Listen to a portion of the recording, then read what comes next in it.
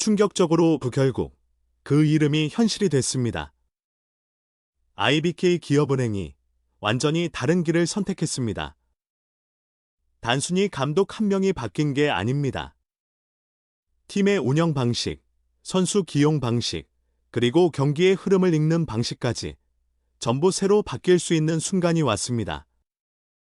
강조하며 일본을 세계 정상급으로 끌어올렸던 그 지도자, 마나베 마사요시 감독이 이제 V리그에 들어옵니다. 안녕하세요. KBO 야구 허브에 오신 것을 환영합니다. 과연 숫자로 경기를 해석하는 이 배구가 IBK 기업은행을 진짜 바꿔놓을 수 있을까요? 그리고 다음 시즌, 이 팀은 우리가 알던 그 팀이 아닐 수도 있습니다. 천천히 마침내 그 이름이 공식적으로 확인됐습니다. 마나베 마사요시 감독이 IBK 기업은행의 새 사령탑으로 확정됐습니다. 이 소식은 그저 벤치의 얼굴이 바뀌었다는 정도로 볼 일이 아닙니다. 오히려 이번 결정은 팀 전체의 방향이 통째로 뒤집히는 출발점에 더 가깝습니다. 지금까지 IBK 기업은행이 보여줬던 배구와는 전혀 다른 스타일이 시작될 가능성이 매우 큽니다.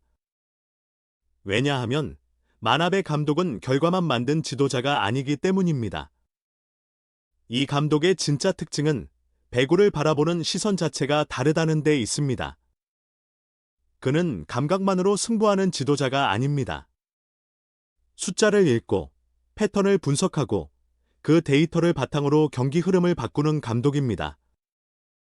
강조하며 이 한마디로 말하면 데이터로 경기를 움직이는 사람입니다. 이 부분은 일본 여자배구 대표팀 시절을 보면 더 또렷하게 드러납니다. 2012년 런던 올림픽 동메달, 2018년 세계 선수권 준우승, 아시안게임 금메달, 그리고 세계 랭킹 2위. 결과만 놓고 봐도 이미 검증은 끝났다고 봐야 합니다. 하지만 정말 중요한 건 단순히 어떤 성적을 냈느냐가 아닙니다. 그 성과가 어떤 방식으로 만들어졌느냐입니다. 마나베 감독이 만든 성과의 중심에는 이른바 데이터 배구가 있었습니다. 상대 공격 패턴이 어떻게 흘러가는지, 수비 위치가 어디에서 흔들리는지, 세터가 어떤 상황에서 어떤 토스를 선택하는지까지 모든 것을 수치로 정리하고 읽어냅니다. 그리고 그 분석을 경기 전에만 쓰는 것이 아닙니다. 경기 도중에도 흐름에 맞춰 전술을 계속 수정합니다. 처음부터 준비한 작전만 고집하는 방식이 아니라 상황에 따라 계속 움직이는 배구입니다. 이건 분명히 큰 차이입니다. 그냥 잘 짜인 작전을 들고 들어가는 팀이 아니라 경기 안에서 스스로 진화하는 팀이 될 수 있다는 뜻이기 때문입니다.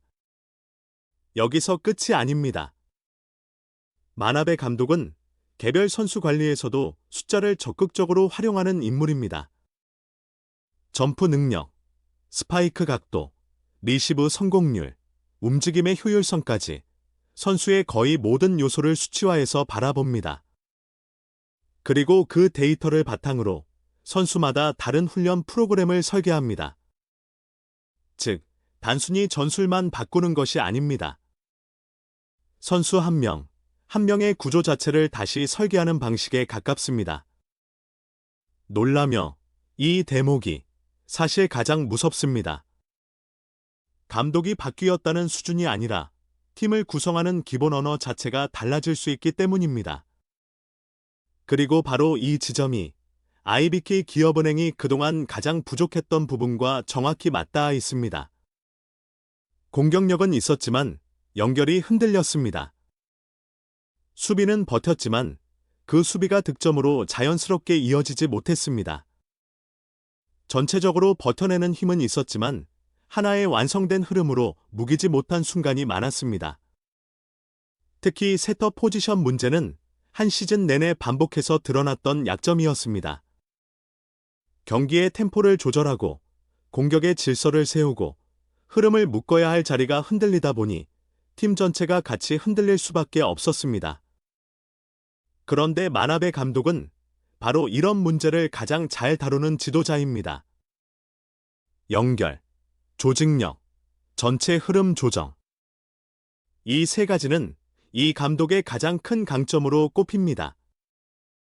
IBK 기업은행 입장에서는 지금 필요한 걸 가장 정확하게 건드릴 수 있는 인물이 들어온 셈입니다. 실제로 벌써 움직임도 보이기 시작했습니다. 아시아 쿼터 선수로 오사나이 미와코를 빠르게 영입했습니다. 이 선택 역시 그냥 전력 보강 한 건으로 볼 일이 아닙니다. 오히려 감독이 원하는 그림에 맞춰 조각을 하나씩 끼워 넣고 있는 흐름에 가깝습니다. 리시브가 가능하고 수비 가담이 되며 조직적인 움직임에도 강한 선수. 이런 유형의 자원을 먼저 데려왔다는 건 팀이 이미 새로운 방향에 맞춰 재편되고 있다는 뜻입니다. 강조하며 결국 지금의 IBK 기업은행은 선수를 모으는 단계가 아니라 감독이 원하는 구조를 만들기 시작한 단계라고 봐야 합니다. 그래서 이번 선임은 한 문장으로 정리할 수 있습니다. 이 팀을 고치는 선택이 아니라 아예 새로 만드는 선택이었다는 겁니다. 기존 방식으로는 한계가 분명했고 그래서 완전히 다른 해답을 택했습니다. 그리고 그 중심에 마나베 마사요시 감독이 서 있습니다. 이제 남은 건 단 하나입니다. 정말 이 데이터 중심 배구가 V리그에서도 그대로 통할 수 있을지. 그리고 IBK 기업은행이 다시 경쟁력 있는 팀으로 돌아올 수 있을지입니다.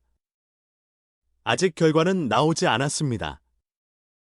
그래서 더 긴장됩니다. 하지만 한 가지는 분명합니다. 다음 시즌 IBK 기업은행은 지금까지 우리가 알고 있던 팀과는 상당히 다른 얼굴을 보여줄 가능성이 큽니다. 천천히 이번 선택은 그저 감독을 바꾼 인사가 아닙니다. 팀의 철학을 바꾸는 선언에 가깝습니다.